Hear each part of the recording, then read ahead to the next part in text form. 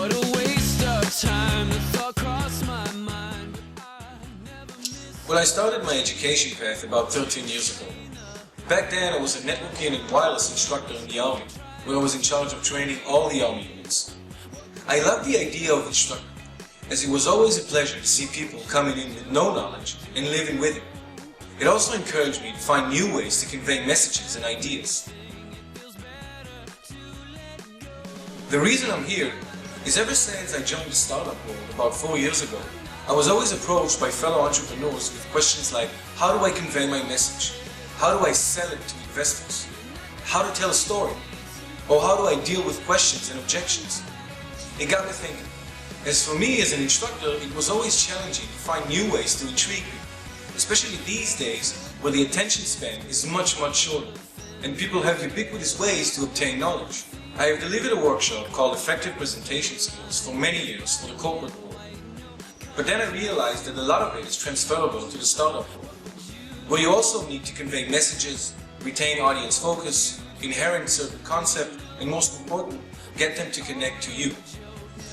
I have trained people from literally all over the world, and you wouldn't believe how similar people listening to you are. So I took the formula I learned and practiced in the training world and tried to adapt it to my startups. Because training is like saying, you're selling facts. And of course it worked, because people are people, wherever. What I'm showing in this course is all that I've learned through the years.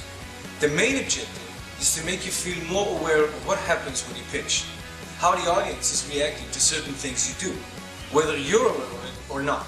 I'll illustrate common and uncommon situations of pitching scenarios and describe how to handle each and every one.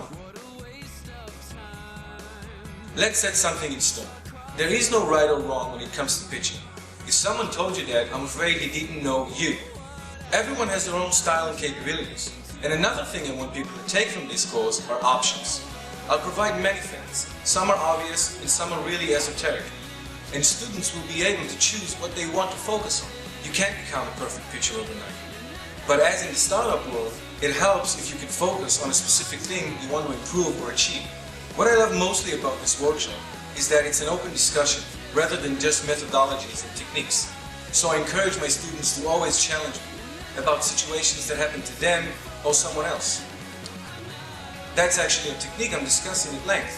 Questions. We should always be encouraged to ask questions. So ask me questions.